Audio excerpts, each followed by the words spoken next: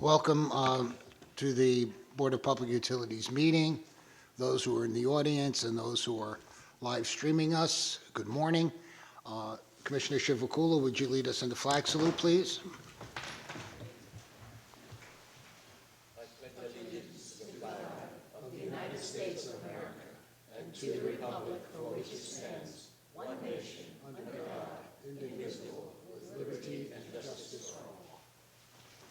Thank you.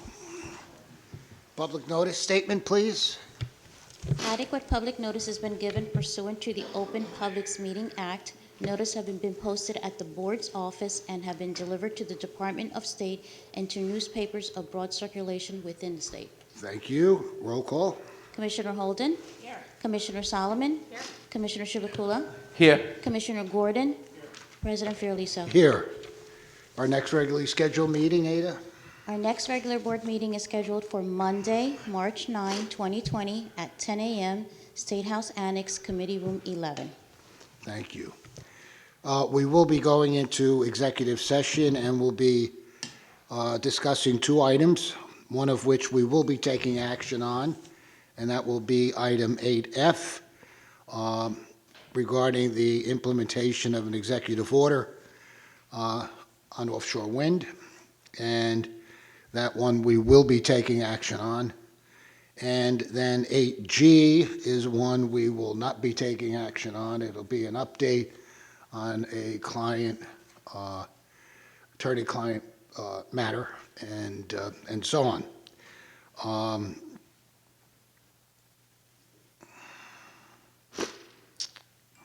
What else did I want to say about that? I don't think there's anything else I wanted to say about that, except we should be in executive session at least a half hour.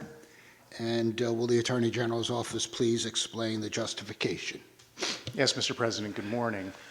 With regard to the two items you just mentioned, items 8F and 8G, they both fall under the exception in New Jersey statutes 10:4-12(7). With regard to 8F, that is contract negotiation. And with regard to 8G, as you mentioned, there's pending litigation, which is attorney-client privileged. All of these items are exceptions to the Open Public Meetings Act and appropriate for executive session. Thank you. Do I have a motion to go into executive session? So moved. All those in favor? Aye. Okay, we'll see you hopefully in about 30 minutes.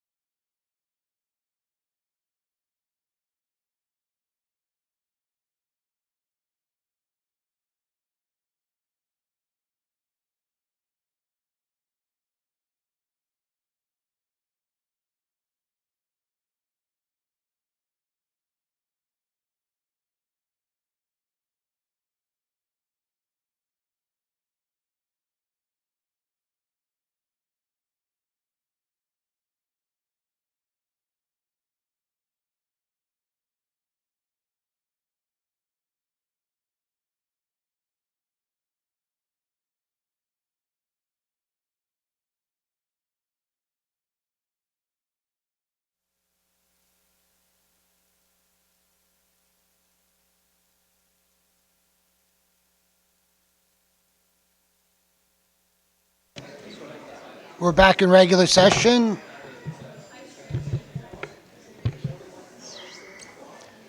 Again, good morning and welcome, and thank you for your patience. We solved every problem of the world, and no, we can work with them too. I just have a couple of things I would like to mention. First of all, we have a new employee, and as we're famous of doing, we steal people from a variety of different departments. No, we don't. That was kind of a joke. Is anybody alive out there? Or? And Anthony, I understand you're here. Where are you, Anthony? Here we are. Introduce yourself.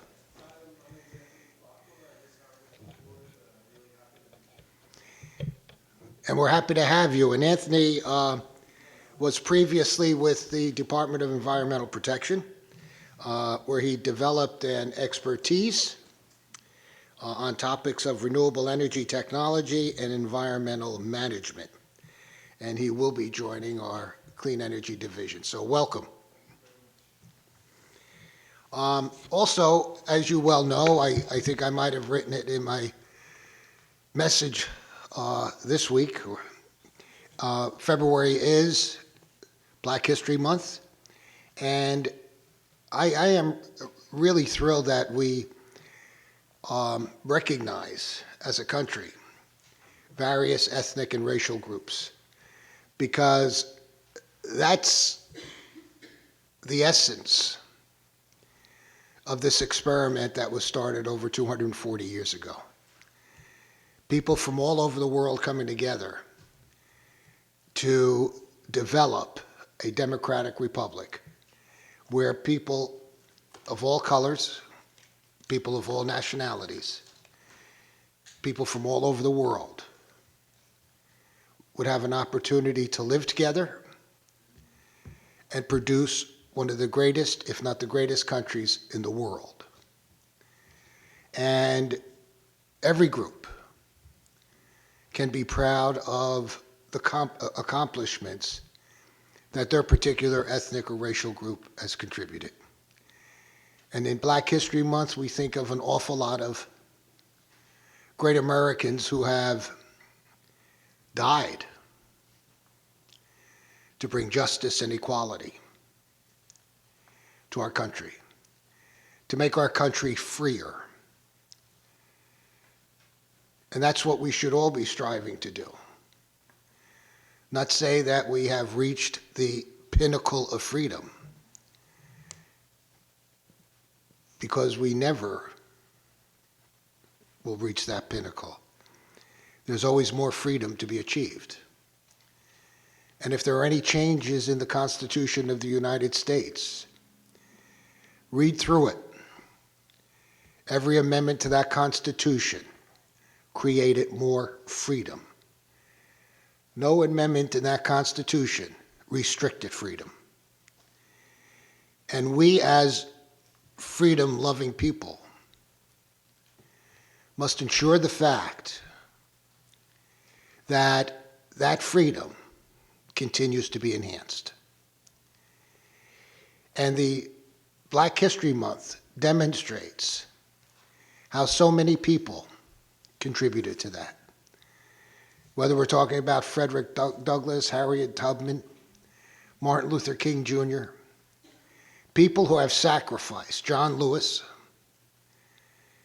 have put their lives on the line for an ideal, for an idea.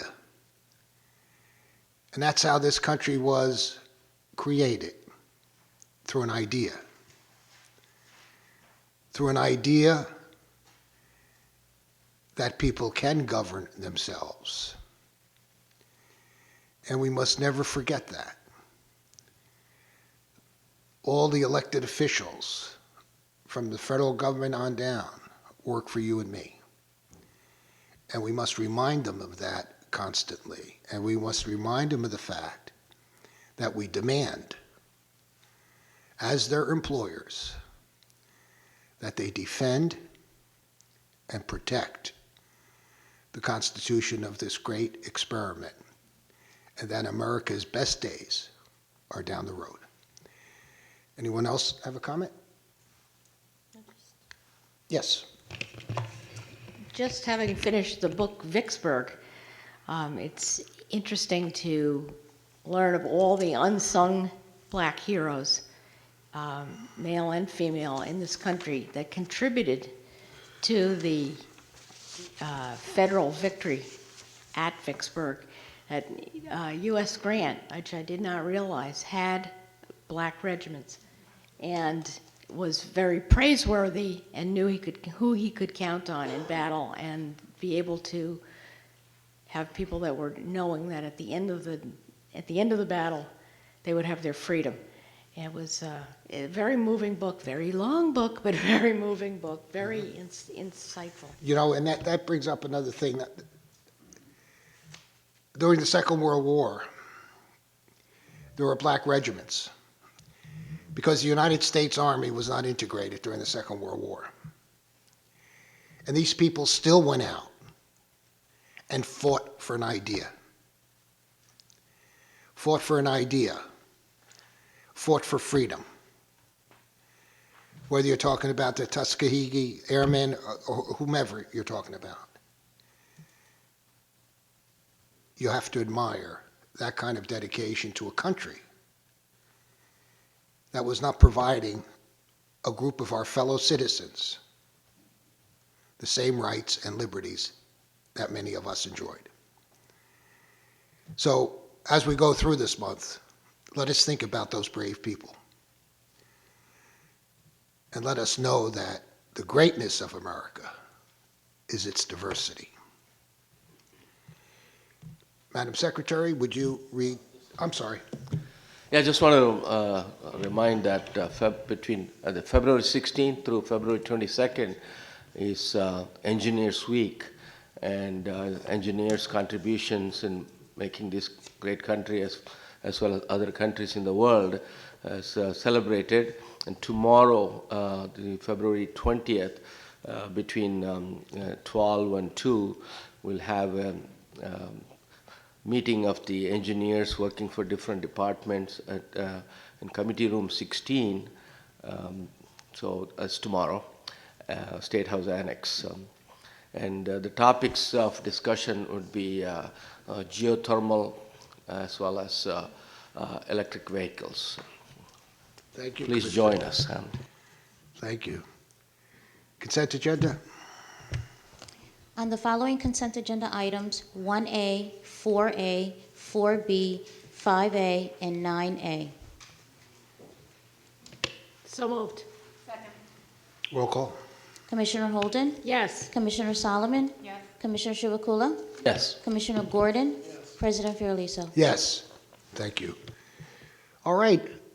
Alice, that brings us to you and audits. Good morning, Commissioners. Good morning.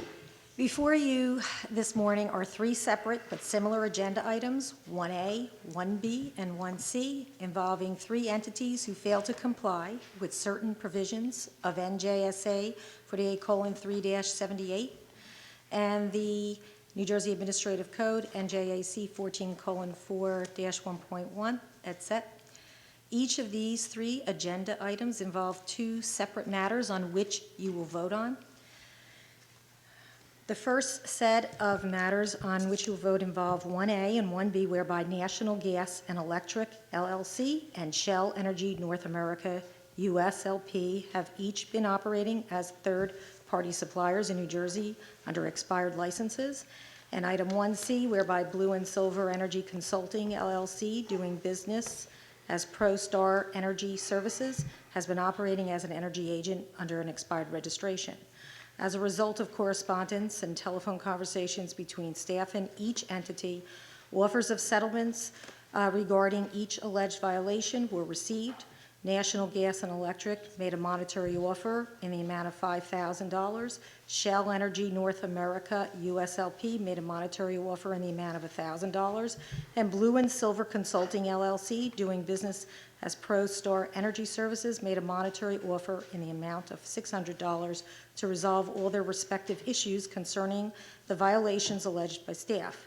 Staff believes each respective offer is reasonable based upon the evaluations for each company and recommends that the board accept the offers of settlement pro-offered by National Gas and Electric LLC, Shell Energy North America USLP, and Blue and Silver Energy Consulting LLC, doing business as ProStar Energy Services, subject to the conditions set forth in the respective settlement offers and draft orders. I'll move the settlement in the amount of $5,000 in the matter of the failure of National Gas and Electric LLC. Do I have a yeah, thank you. Comments, sir? I know that there was a backlog in the audits division, and that new procedures had to be developed.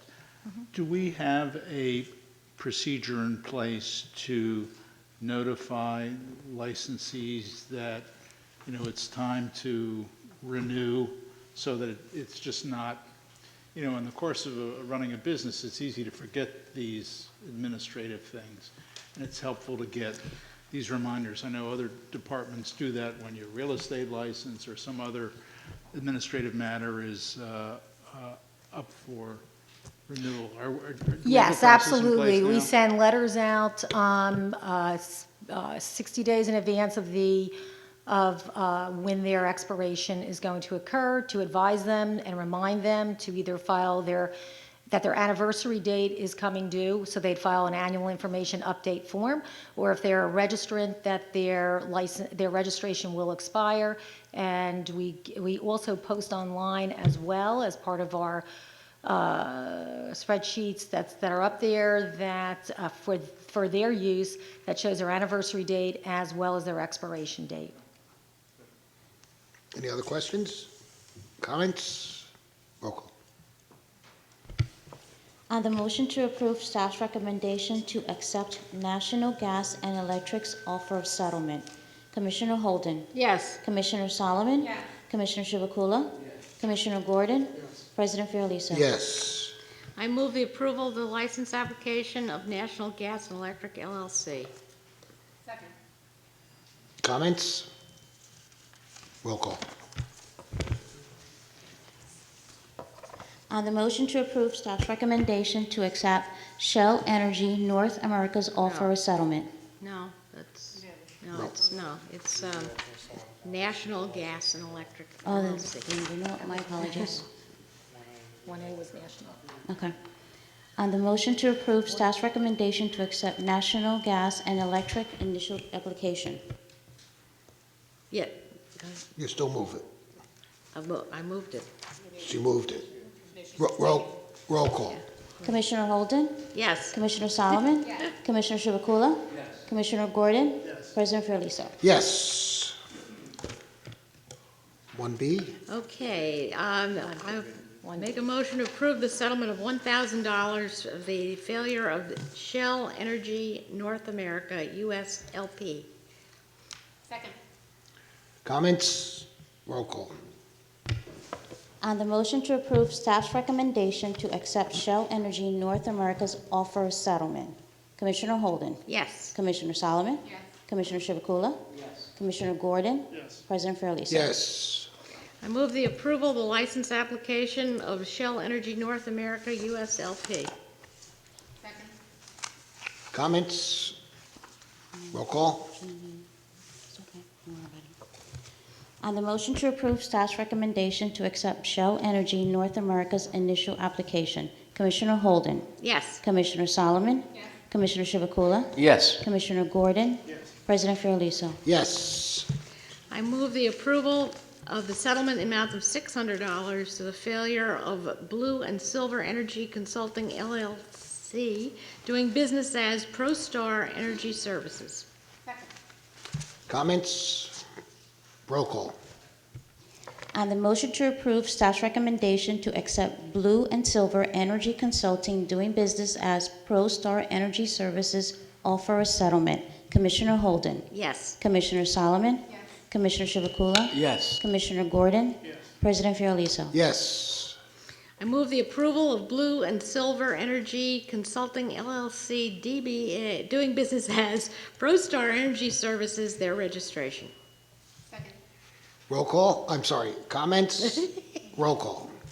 On the motion to approve staff's recommendation to accept Blue and Silver Energy Consulting doing business as ProStar Energy Services initial application. Commissioner Holden. It's a registration. Initial registration. That's what Yes. she said. Yeah, and I'm teasing. Go on. Commissioner Holden. Yes. Commissioner Solomon. Yes. Commissioner Chivukula. Yes. Commissioner Gordon. President Fiorelliso. Yes. What's in that coffee this morning? Holden, you did one great job there. You know, it almost requires a standing ovation. Energy, Stacy. 2A, Good morning, President. Good morning, Commissioners. good morning, Stacy. On September 16, 2019, JCP&L filed a petition requesting authority to increase the company's rates related to its Reliability Plus infrastructure program. In the petition, JCP&L proposed an annual increase in revenue requirements of approximately $3.4 million based upon the recovery of capital costs anticipated to be in service by November 30th, 2019.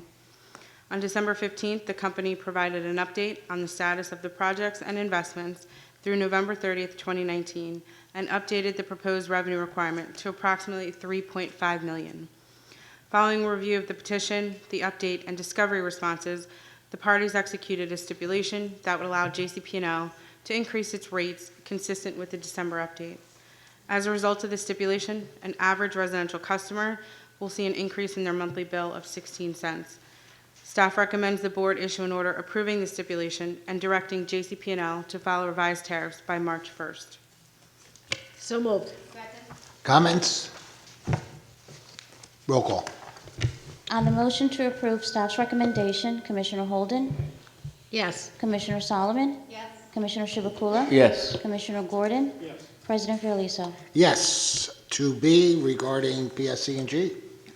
On May 31st of 2019, PSE&G filed a petition requesting authority to decrease the company's basic gas supply service residential gas service rate effective October 1st, 2019.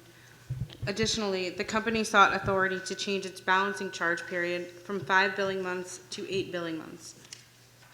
As a result of the request in the petition, the company's BGSS revenues would be decreased by approximately $12 million annually.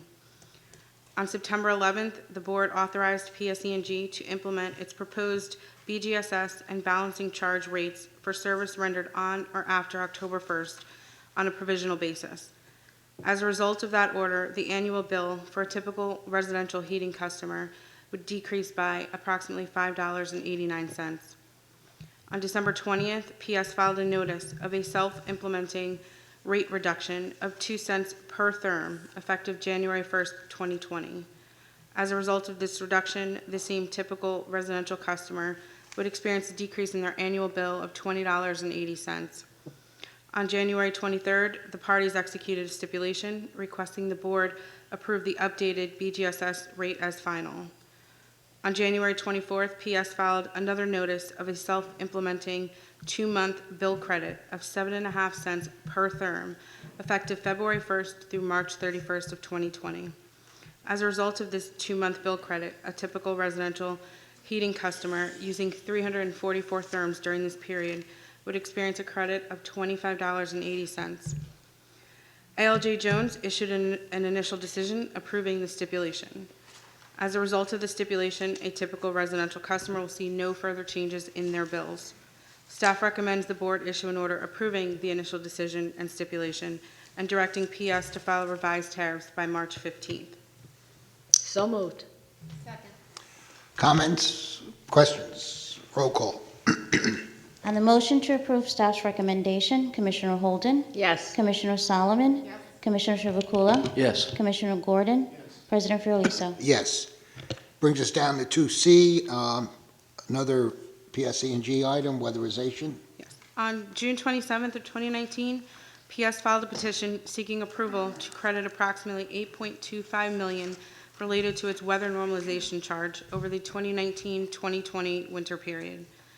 The WNC would be returned to PS gas customers receiving service under rate schedules, residential service, general service, and large volume gas.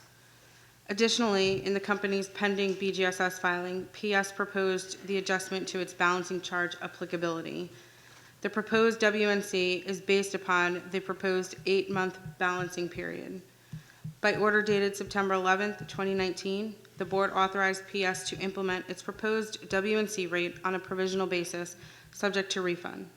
As a result of that approval, a typical residential heating customer experienced a decrease in their annual bill of $10.08. On November 1st, 2019, PS updated the filing with actual information through September, which resulted in a total WNC balance to be credited of $8.2 million. On January 27th, the parties executed a stipulation requesting the board approve the provisional rate as final. As a result of the stipulation, customers will see no further changes in their bills. Staff recommends the board issue an order approving the stipulation and directing PS to file revised tariffs by March 15th. So moved. Questions, comments? Roll call.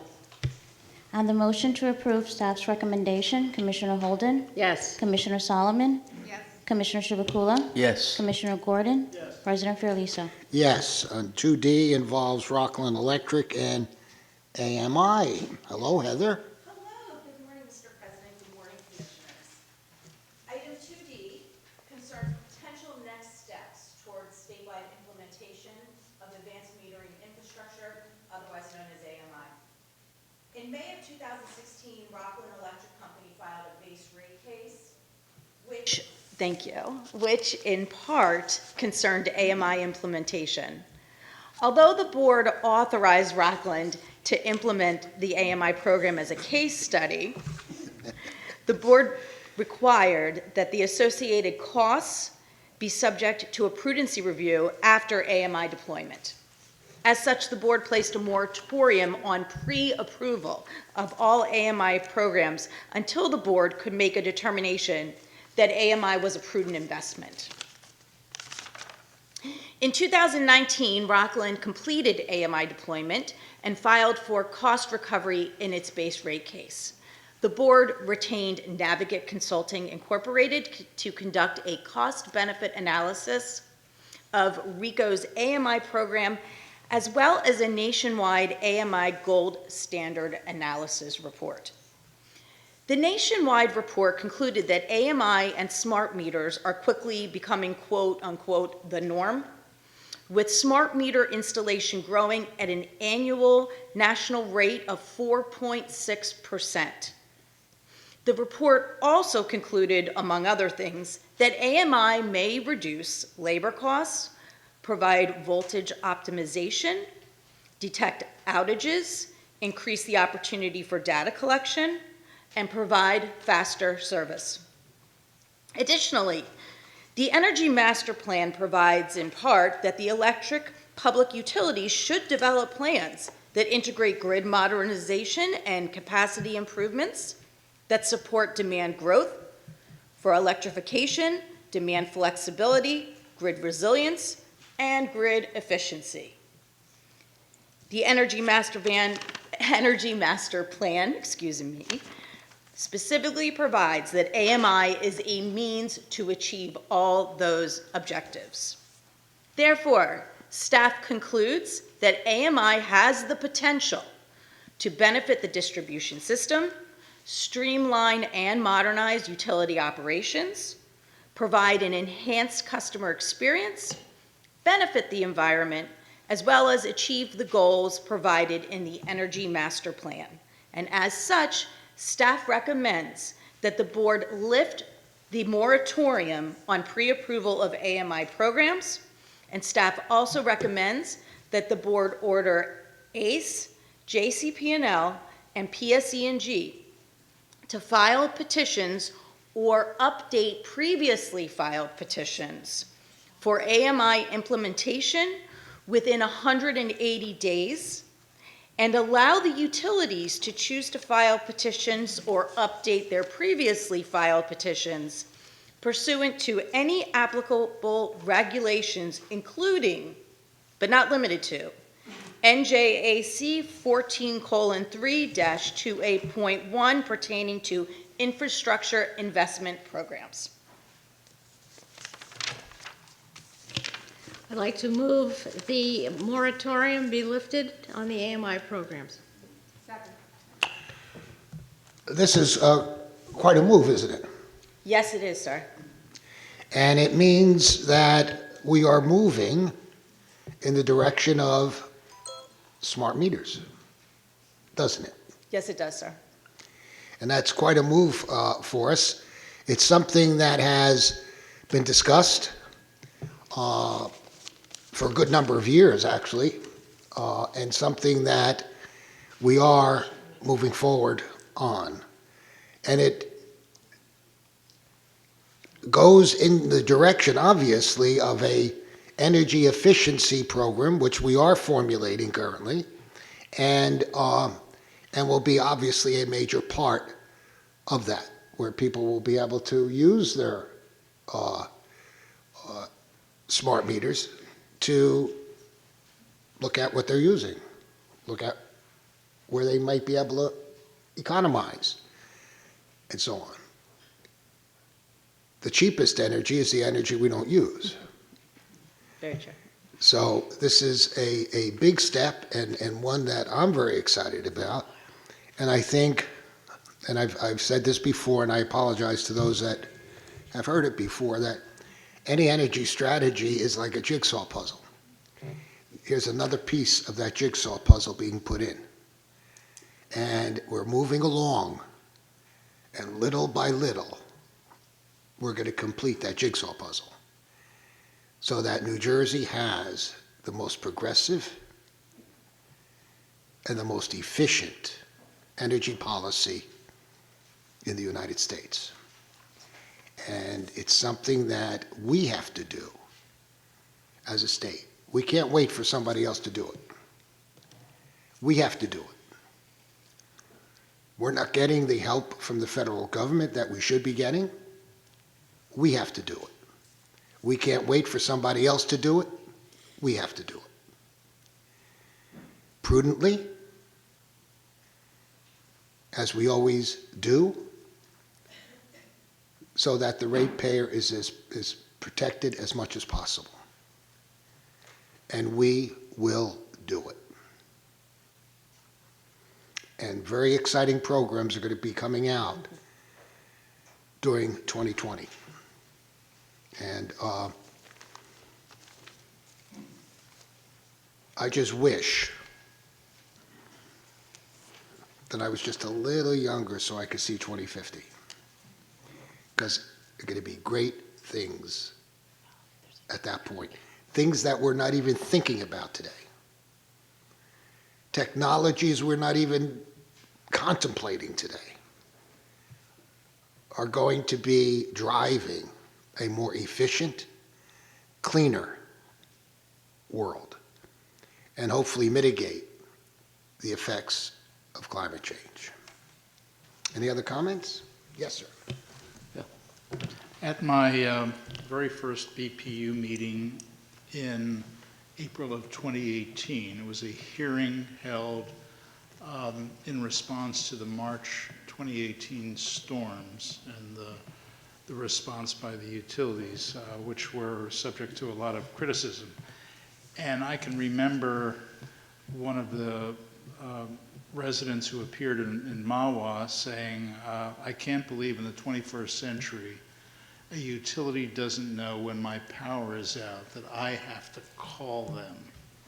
Well, one of the, I think, great benefits of advanced metering infrastructure is the resiliency aspects, in that when there's a storm and homes lose power, the utility can see exactly where those losses are and can deploy its resources quickly and efficiently to minimize the duration of the outage. So I see that in addition to all the efficiency and grid stabilization benefits, the resiliency aspects are really important, and we're long overdue. We've been way behind the rest of the country for any number of reasons, but I'm glad that we're addressing that today. Any other comments? Yes, sir. Yeah, I just have a quick question on the board order. The board orders that, of course, we are going to be lifting the moratorium. We're also ordering each utility to file its petition and update its previously filed petition. One thing I'd like to see that they have to keep the stranded costs low. I think we should add that in the order. Because right now, there are working meters, brand new meters are being replaced with smart meters. Then all that cost you invested in replacing a good meter is going to be a stranded cost. So we have to, I know the Navigant report talks about the stranded costs, but order, we must specify that we are worried about the stranded costs and its impact on the ratepayers. So maybe a couple of lines could be added. A couple of words could be added, sorry. If the board chooses, we certainly have no problem with adding it. I would point out, though, that in each of the individual filings, that will be one of the issues that will be looked at there, is the stranded costs. That will be looked at and kept down, but putting it in the order, I don't have any problem with that. I just want you to be aware that's what we will do. Explicitly stating in the order that we are making sure that board is watching the stranded cost issue. That's- Would you, Yeah, I had asked if you wanted to take them separately, lifting the moratorium and then doing the order for the, that's why I only made the motion for the, is it all, would you prefer it all in one? It is currently contained within one order. Right. However, obviously, Commissioner and the board, whatever you feel is best is what we will do. No, I can take my Sure. motion back. No, That's no. right. And I will change the motion then to include not only the moratorium on pre-approval of the AMI programs be lifted, but that the ACE, JCP&L, and PSE&G file petitions or update previously filed petitions for AMI implementation within 180 days of the date of this order. Bond tempo. On time. Second. all right, you Second. take it as, okay. Questions? Comments? No, it was just what Bob said. It was like the basics. Yeah, just in addition to, the stranded cost issue, we also, when we're evaluating these applications, want to make sure that we're getting, the full benefit. One of the benefits actually of having waited as long as we have is that there's a lot more information available to us to how to optimize these meters and what we should be expecting in terms of usage, not by just by ratepayers, but by the utilities, not to mention the cost. Will be as an improvement for New Jersey. So there's a lot that we have learned over the years that have a to our benefit. Sometimes it's a good time to be a first adopter. Other times sometimes it's a little bit better to wait a little bit until these things are more proficient down the line. So, I'm happy to see that we're moving forward with this, and just to make sure in those reviews that not only do we look to optimize on the stranded cost, but also on all the benefits that we've learned are available to us in the usage of these meters. Any other comments? Roll call. On the motion to approve staff's recommendation, Commissioner Holden, Yes. Commissioner Solomon, Yes. Commissioner Chivukula, Yes. Commissioner Gordon, President Fiordaliso. Yes, thank you very much. Ms. Holland, we have a FERC issue, do we?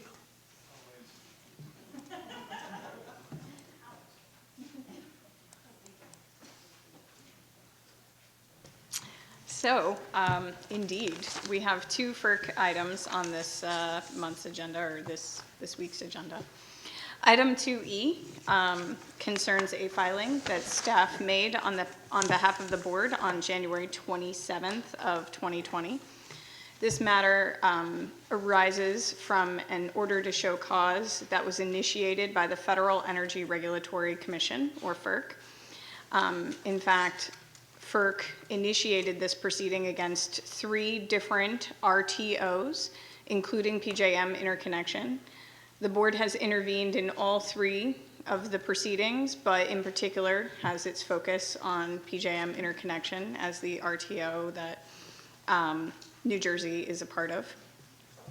In particular, FERC, in this order to show cause, has asked each of these RTOs to explain how their application of an exemption for immediate need projects, these are transmission projects that need to be constructed in a very short period of time, are how the application of that exemption is comporting with the Order 1000 requirements for competition.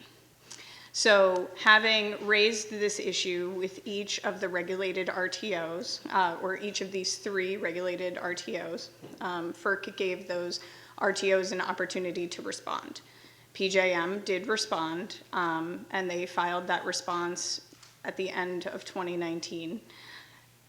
BPU staff reviewed that, and it is our opinion that PJM has not sufficiently demonstrated that they are complying with the criteria that is established in Order 1000, and therefore it was staff's position that FERC is correct that the application of the exemption does not comport with Order 1000.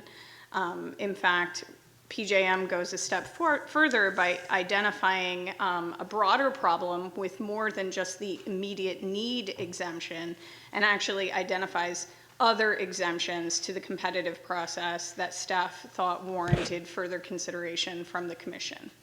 So in these comments in particular, staff identifies that PJM's response does not demonstrate that they are justly and reasonably applying the immediate need exemption, and that there are other exemptions that FERC should look at more cautiously.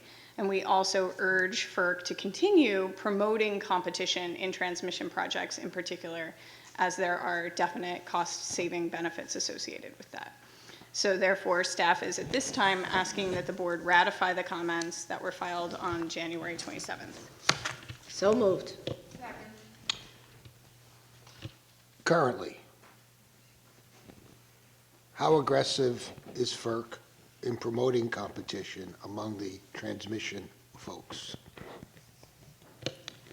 I would say that this was, a pretty impressive move toward more competition, and so this was very positive traction for transmission. There are other areas where we might take issue with whether or not they're being competitive, but in this, I would say that this is a very positive step for FERC. Any other comments? Yes? I think it's just noteworthy that we're agreeing with FERC on something. I may reconsider now. Any other comments? Yes, sir. Yeah, I think it's well written, and one of the key things is that, according to the filing, is that 1/3 of the transmission occurred in New Jersey, and it's tremendous impact. And during the period 2015 through 2018, PSE&G spent $3 billion on projects exempt from competition, substantially inflating transmission rates of New Jersey customers. So, it's unconscionable. So we have to fight it, and I'm glad that FERC finally realized the importance of the impact that it's having on New Jersey ratepayers. Thank you, Cynthia. Very good point, Upendra. And it must have been a moment of weakness for FERC to recognize something like this, but it is. It isn't conscionable because it's the ratepayer who's getting it. We go through this every year with the BJS auction and so on, just seeing the increase in the transmission costs. Diane? don't want to take credit. I don't want to take credit. I testified before the FERC, and one of the questions Chairman Pai asked, I'm sorry, not Pai, Chatterjee asked, is that what is that the state commission would like us to do? And I said, Chairman Chatterjee, we get to see the ratepayers every single day, and you don't. And you are making all these orders that's impacting our ratepayers. So you please be use just prudence in our orders. Yeah. Good. Yeah, let's remember that this was their order, the FERC Order 1000, to institute competition within the building of transmission. So they should be taking an interest in seeing that their own rule is being applied in a way that is affecting what they were hoping that Order 1000 would accomplish. So, certainly it's within their interest to be taking this position, and also consistent as New Jersey has been with respect to our outlook on Order 1000 and how we think it should be applied. And I think it's important that we actually get these comments in, because there were areas that were missed by PJM with respect to their response that we need to highlight, and hopefully the Commission will take note of. So thank you. Any other comments? Roll call. On the motion to approve staff's recommendation, Commissioner Holden? Yes. Commissioner Solomon? Yes. Commissioner Chivukula? Yes. Commissioner Gordon? President Fiorelisa? Yes, and that brings us to letter F, again, a FERC matter. Cynthia, on transmission. Yes, this matter concerns a Section 205 filing that was made by the transmission owners in the PJM region. It would be an amendment to the PJM open access transmission tariff. In particular, the tariff revisions proposes to include what is called Attachment M4. And Attachment M4 will define the planning procedures associated with certain critical infrastructure projects. These are called the CIP-14 supplemental projects. The reason for making these tariff amendments is that the transmission owners have identified certain critical infrastructure projects that they would like to construct. However, they've been presented with a unique challenge that they cannot necessarily do so in the same open and transparent process that's required of other supplemental projects in PJM. The transmission owners indicate in their filing that they have done a lot of outreach to the different states in the PJM region. However, it's noteworthy that a unanimous filing was made by the Organization of PJM States asking that FERC not approve the proposed tariff revisions, identifying that the tariff revisions are deficient and that there are necessary modifications that would make them more just and reasonable and appropriate for acceptance. Again, that was a unanimous filing from the Organization of PJM States. Staff, having reviewed that filing as well as the transmission owner's proposal, prepared comments on behalf of the board as well. And in the comments on behalf of the board, staff identifies that the proposal as presented is unjust and unreasonable, and therefore necessary that FERC reject the tariff filing. For all of the reasons that are also set forward in the Organization of PJM States filing. So therefore, staff's filing would supplement that other filing. In addition, staff identifies that because there are necessary modifications that could make this tariff filing just and reasonable or otherwise acceptable to the state commissions, it would be appropriate, and therefore staff would recommend that FERC refer the matter to the stakeholder process and order the transmission owners to engage in that stakeholder process in good faith. In fact, there were a number of stakeholders that came together to initiate a stakeholder process to address these tariff proposals, or these tariff revisions. And it is consistent with a recent FERC order where FERC did not take action on an item identifying that stakeholders were working on a solution, and they would give the time necessary to allow stakeholders to do that. So again, staff, on behalf of the board, made a filing both supplementing the organization of PJM state's filing, but asking that FERC reject the transmission owner's proposal, and further urging FERC to direct this matter to the stakeholder process. Staff requests that the board ratify both its intervention and the comments in this proceeding. So moved. I'm being sarcastic. Are you suggesting that some of the transmission owners will do supplemental projects with very little or no oversight? Is that what you're suggesting? It's good that you clarified that you were being sarcastic at the beginning of that. That would appear that that is precisely what the transmission owners are doing there. And these transmission projects can run into the hundreds of millions of dollars. Perhaps even the billions. With a B. With a B. And we as commissions and we as ratepayers have no control over that. All they have to do, correct me if I'm wrong, all they have to do is, the transmission owners that is, say it's a reliability issue, and they're pretty much guaranteed that they can build it. If FERC were to accept attachment M4 as it was proposed, so that's still an open question, then that would be the case. I think that's why you had unanimity among the state commissions. I just add, and I'm sorry for my sarcasm, but it really is beyond my comprehension how something can cost in the B's and we have nothing to say about it. That really is beyond my comprehension. So we've been fighting this for a long time. This is not just something that has risen up to the surface here. And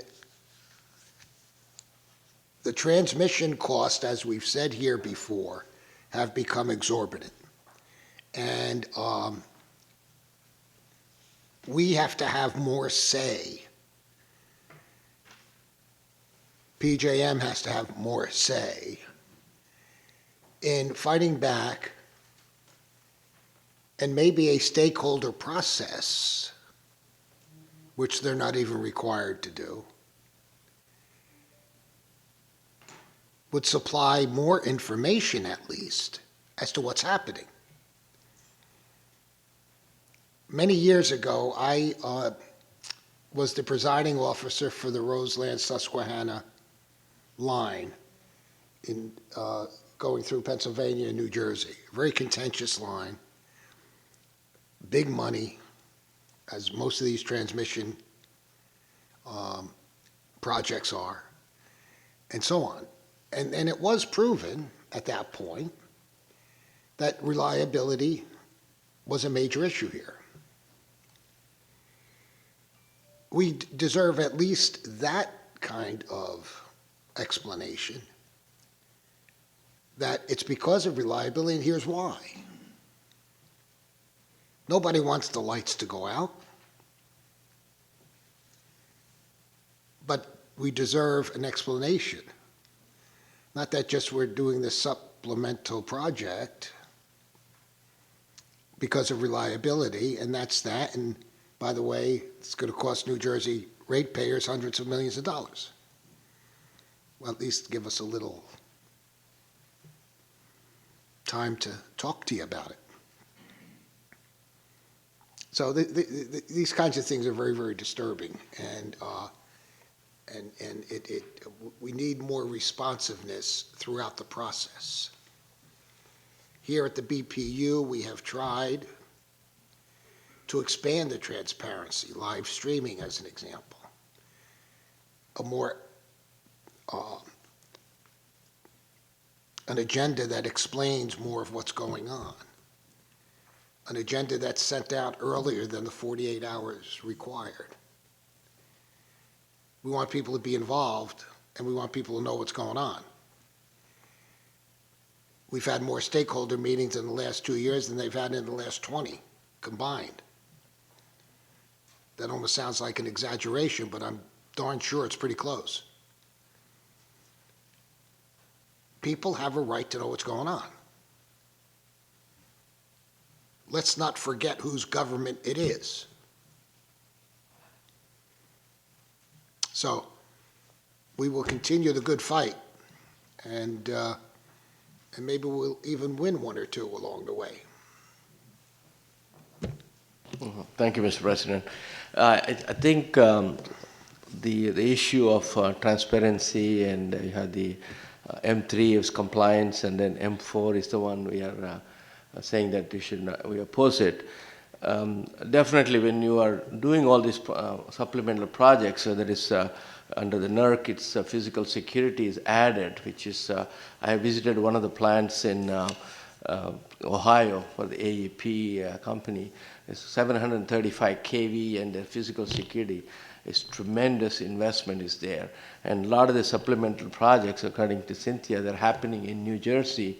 And as it is, they're slipping through. And we're not really, PJM is not looking at them because it's not related to reliability. And states, New Jersey in particular, has not looked at any of them. And so the transmission owners are able to get away with a lot of these things. And now this is like icing on the cake. When looking at, you don't want to look at it, and no transparency. You have said it rightly that we cannot, we can't do justice to the ratepayers if we just we don't do anything about it and allow the transmission owners to be secretive about whatever they're doing. As it is, FERC Order 1000 has not really worked in terms of competition, and especially in terms of the supplemental projects. It's this, nobody knows what's going on. You're right. Commissioner?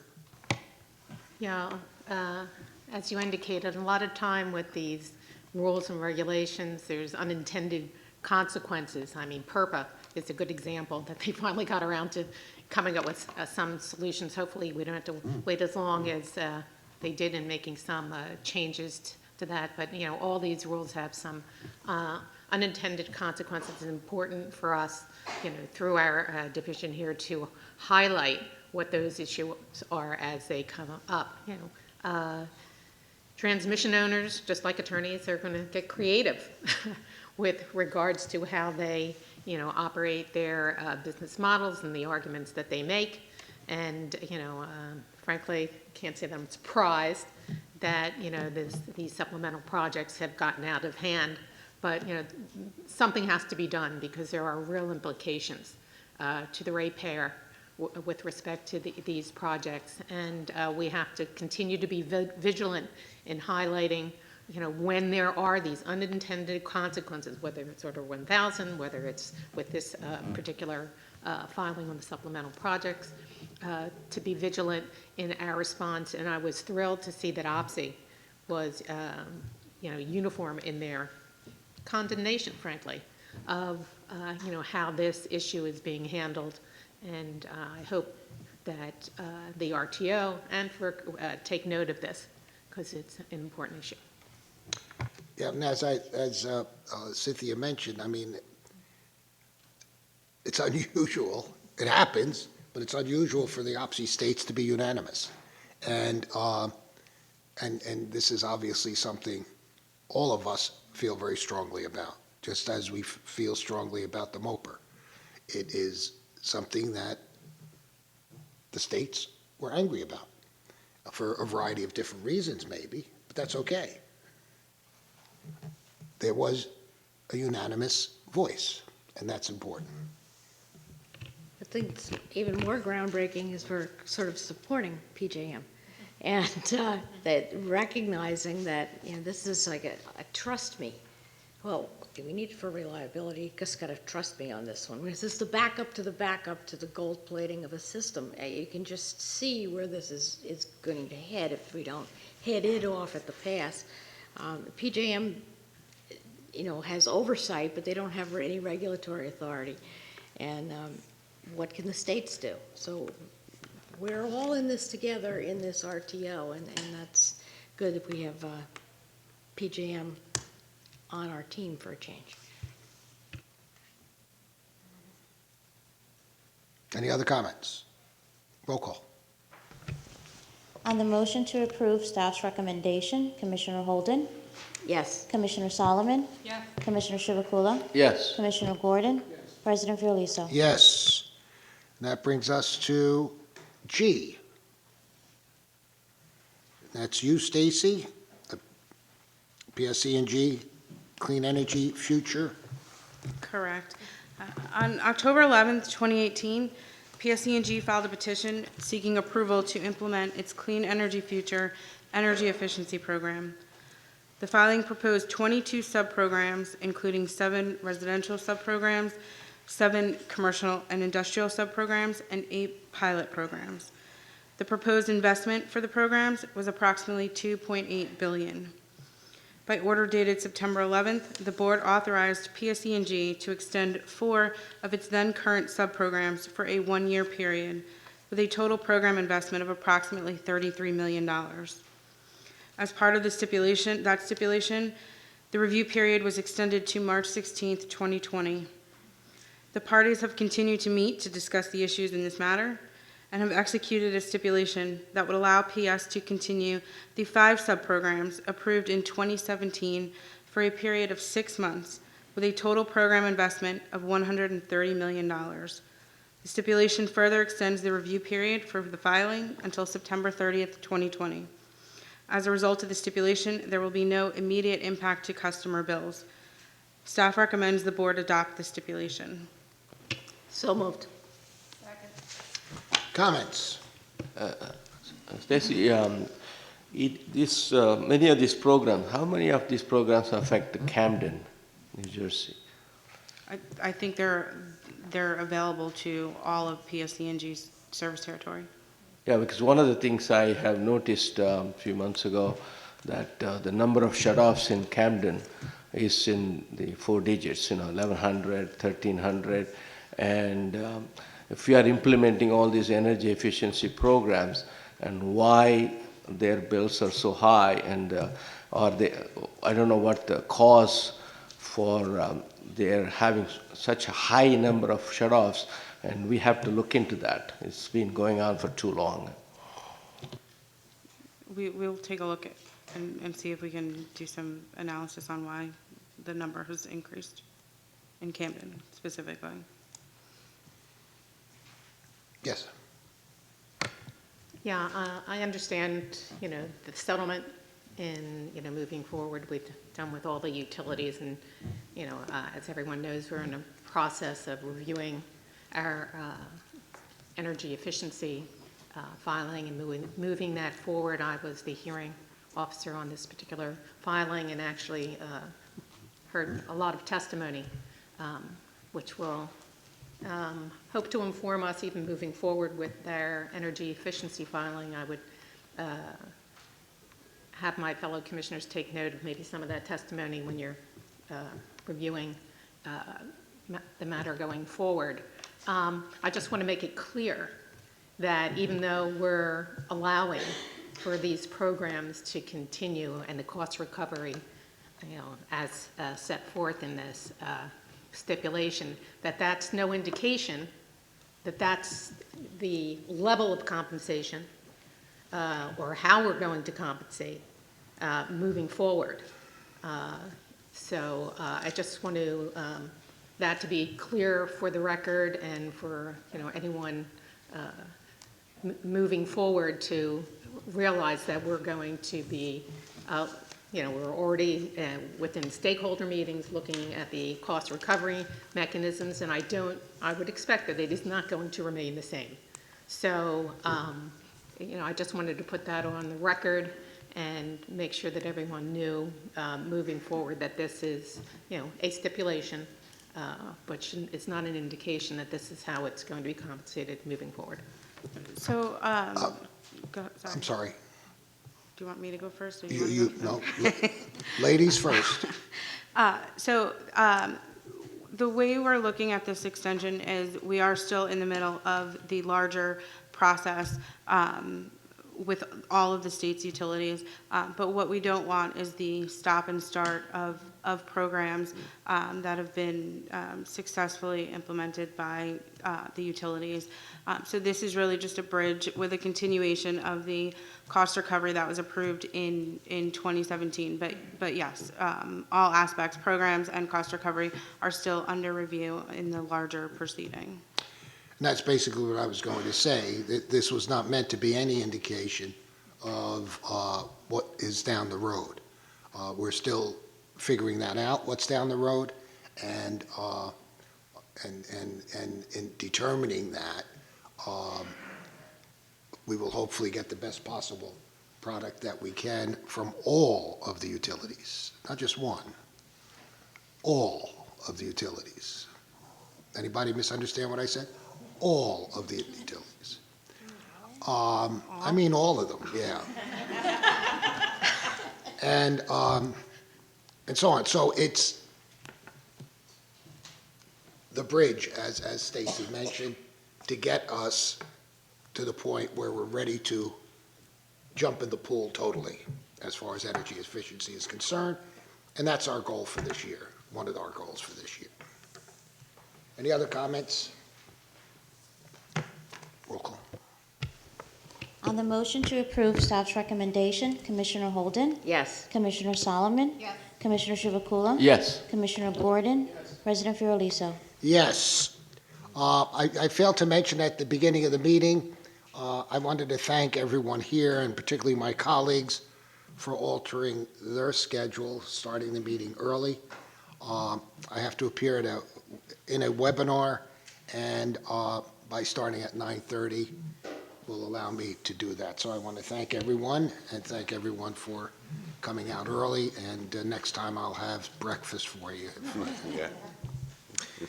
Nothing on cable TV, nothing on telecom or water. Jim G.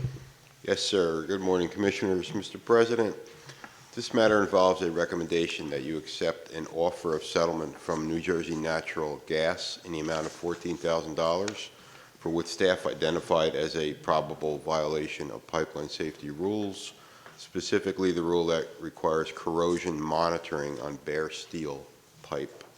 Anti-corrosion methods involve use of an anode device, as you probably know, which helps protect the pipes from the effects of corrosion. Bare steel is no longer installed in New Jersey without a coating. The notice of probable violation was issued after conclusion of an investigative follow-up to an inspection performed in the township of Piscataway. While this bare steel pipe was cathodically protected for a period of 28 years, New Jersey Natural did not follow its procedures or federal requirements to monitor each year for corrosion and record those findings.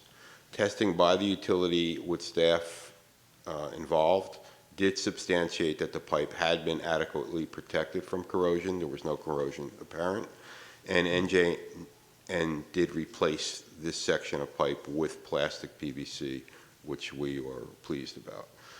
So therefore, for the procedural oversight, we are recommending that you accept this settlement. We believe it's reasonable at $14,000 to send the message that you have to follow these rules. So moved. Questions, comments? Roll call. On the motion to approve staff's recommendation, Commissioner Holden? Yes. Commissioner Solomon? Yes. Commissioner Chivukula? Yes. Commissioner Gordon? Yes. President Fiordaliso? Yes, thank you, Jim. There's no items under customer assistance, brings us to clean energy. 8A regarding A-Town gas and energy efficiency program. Ben? Yes. Good morning, Commissioners. Thank you. Good morning. Item 8A pertains to the proposed extension of Elizabethtown Gas's energy efficiency programs. On January 16th, 2020, the company filed a letter petition with the board seeking to extend the term of its EE programs on the same terms and conditions as approved in the February 27th, 2019 board order. Elizabethtown further proposed to continue recovering EE program costs through the EEP rider rate reflected in Rider E of the company's tariff. Following a review and discussion of the issues at hand, Board staff, the company, and Rate Counsel executed a stipulation of settlement on February 12th, 2020. In this stipulation, the parties agree that from March 1st, 2020 through June 30th, 2020, the current energy efficiency programs would be extended at no additional cost.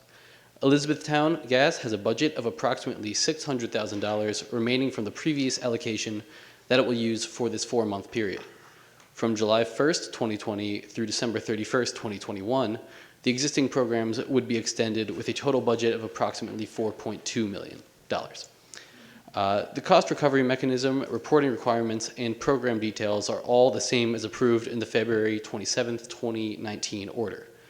As such, there are no additional annual bill impacts expected for a typical residential heating customer associated with this proposed extension. As such, staff recommends the board approve the stipulation in its entirety. So moved. Comments? Questions? Roll call. On the motion to approve staff's recommendation, Commissioner Holden? Yes. Commissioner Solomon? Yes. Commissioner Chivukula? Yes. Commissioner Gordon? President Fiorelisa? Yes. 8B, regarding an incentive program. Thank you, Ben. Ariane, how are you? All right, so item 8. You know, Ariane, you have to stop smiling all the time. People are going to think you're happy. Where else would I want to be? Good answer. So item 8B is in the matter of a motion for reconsideration that was filed by the New Jersey School Boards Association on December 26th, 2019. It is a motion for reconsideration of the board's December 6th, 2019 order establishing a solar transition incentive program. Pursuant to the board's rules, a motion for reconsideration is deemed denied if the board does not act on it within 60 days. Staff recommends that the board issue a secretary's letter to the parties advising them that the board will take additional time to review the motion. So moved. Comments? Roll call. On the motion to approve staff's recommendation, Commissioner Holden? Yes. Commissioner Solomon? Commissioner Chivukula? Commissioner Gordon? President Fiorelisa? Yes, and 8C also involves a solar transition to the Atlantic City Utilities Association. Yes, Authority? very similar. It's very similarly, the Atlantic County Utilities Authority filed a motion for reconsideration of the board's order on the solar transition incentive, also filed on December 26th, 2019. Similarly, staff is recommending that the board issue a secretary's letter to the parties advising them that the board will take additional time to review the motion. Additionally, staff recommends that the secretary's letter include notice of a procedural matter that ACUA must address prior to the board taking action on the substance of this motion. So moved. Questions, comments? Roll call. On the motion to approve staff's recommendation, Commissioner Holden? Yes. Commissioner Solomon? Commissioner Chivukula? Commissioner Gordon? President Fiorelisa? Yes, and 8D regarding the community solar program with the Atlantic County Utility Authority. Yes, another motion for reconsideration filed by the Atlantic County Utility Authority, this time a motion on the board's December 20th, 2019 order on the Community Solar Energy Pilot Program. This motion was filed on January 14th, 2020. Specifically, ACUA is seeking reconsideration of the board's denial of a waiver that had been requested by ACUA as part of their application. Pursuant to the board's rules, a motion for reconsideration is deemed denied if the board does not act on it within 60 days. Staff recommends that the board issue a secretary's letter to the parties advising them that the board will take additional time to consider the motion, and staff recommends that the secretary's letter include notice of the same procedural issue that ACUA must address prior to the board taking action on the substance of the matter. So moved. Questions, comments? Roll call. On the motion to approve staff's recommendation, Commissioner Holden? Yes. Commissioner Solomon? Commissioner Chivukula? Yes. Commissioner Gordon? President Fiorelisa? Yes, then I might just add one thing regarding the Atlantic County Utilities Authority. They're one of the most active as far as renewable energy and clean energy is concerned, and really should be commended for all of the initiatives that they take to make Atlantic County and New Jersey better. So thank you, Ariana. And that brings us to a microgrid incentive program. James? Good morning. Good morning. This matter is a request by staff for the board to authorize the release of an application for the Phase 2 Town Center Distributed Energy Resources, acronym TCDER, Microgrid Incentive Program, and the use of the $4 million in budgeted clean energy funding for the program. The board initiated the TCDER microgrid program as a result of Superstorm Sandy. Our state learned that further measures are needed to help New Jersey become more resilient, particularly with respect to critical facilities. The board released a microgrid report in 2016, and in 2017 established the TCDER microgrid feasibility study incentive program. That program funded 13 feasibility studies, which were received by the end of 2018. In 2019, 12 feasibility study applicants were informed that their studies met program requirements and that they would be eligible for a Phase 2 TCDER microgrid incentive program. One of the 13 feasibility study applicants voluntarily withdrew from the program. The Phase 2 TCDER microgrid incentive program will provide incentives for a detailed design of the TCDER microgrid. It is open only to those entities who participated in the TCDER microgrid feasibility study program and whose feasibility study was found to have met the feasibility study program requirements. Staff issued a straw proposal of the program on November 22nd, 2019, along with a request for comments on the straw proposal and on other specific TCDER microgrid issues. The Phase 2 TCDER microgrid incentive program provides incentives for a detailed design of the TCDER microgrid to at least a 30% design as defined by the U.S. Army Corps of Engineers. This program also requires that the applicant share in the cost of the design. The application provides specific submittal requirements and specific weighted evaluation criteria. Staff recommends that the board authorize the release of the application for the Phase 2 TCDER microgrid incentive program and the use of the total budgeted amount of $4 million for awards. So moved. Questions? Comments? Roll call. On the motion to approve staff's recommendation, Commissioner Holden? Yes. Commissioner Solomon? Commissioner Chivukula? Commissioner Gordon? President Fiorelliso? Yes. Give me 5 minutes. 5-minute break.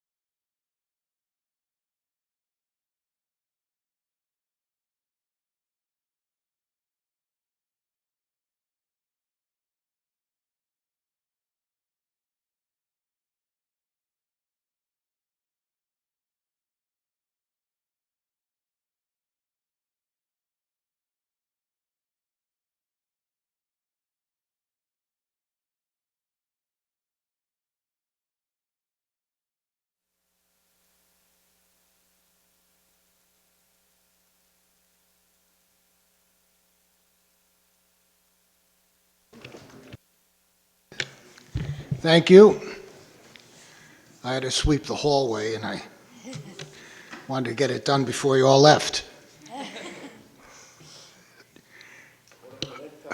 Thank you for your janitorial services. You're welcome. Much appreciated. Offshore wind that we discussed in executive session, Jim.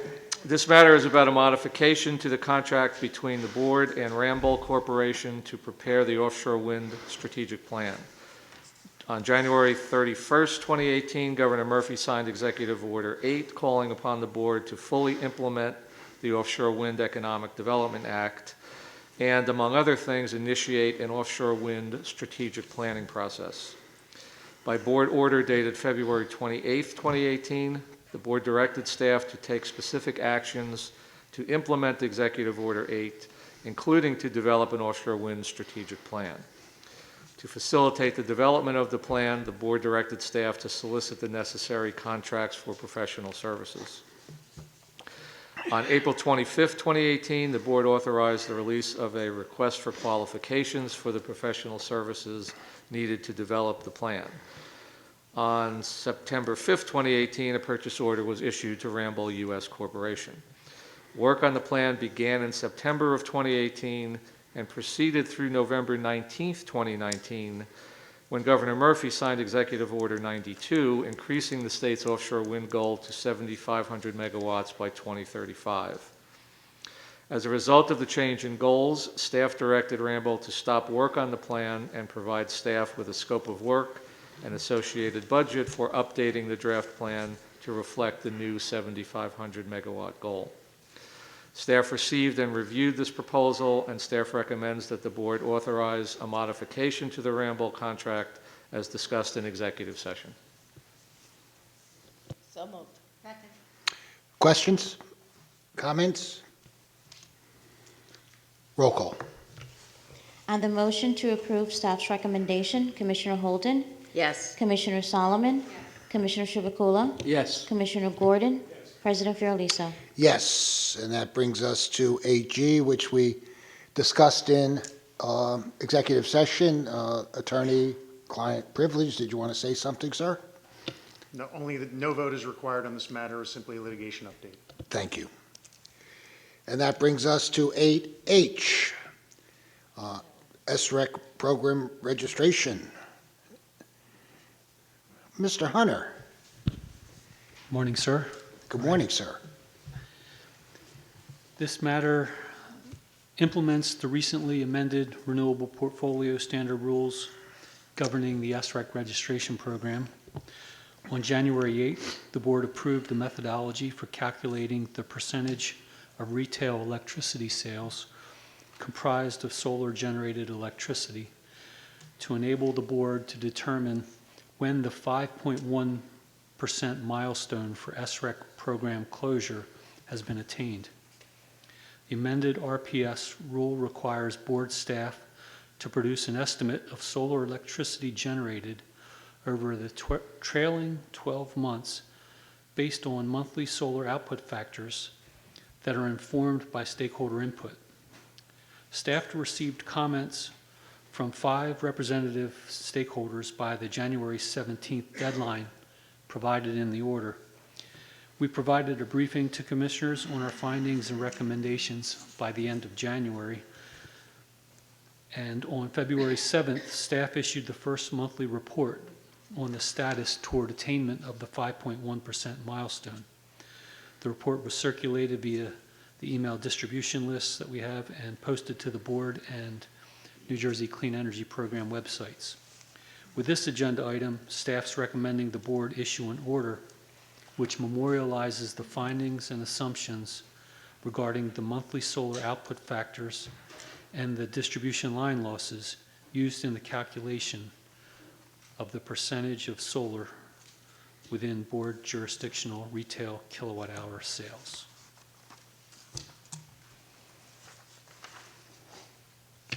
So moved. Questions? Comments? Roll call. On the motion to approve staff's recommendation, Commissioner Holden, Yes. Commissioner Solomon, Commissioner Chivukula, Yes. Commissioner Gordon, President Fiordaliso. Yes. Thank you, Scott. Thank you. We have no other information or things to consider under miscellaneous. So if there are no other items, may I have a motion to adjourn? So moved. All those in favor? Aye.